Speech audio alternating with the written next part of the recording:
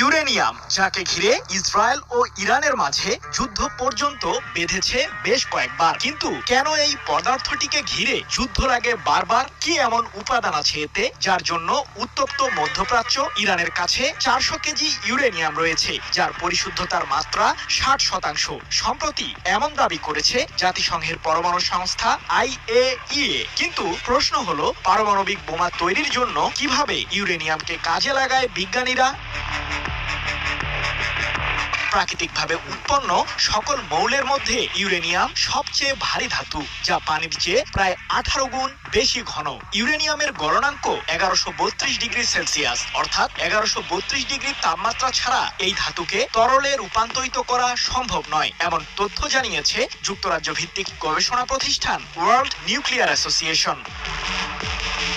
বিশ্বের মধ্যে সবচেয়ে বেশি ইউরেনিয়াম পাওয়া যায় অস্ট্রেলিয়াতে।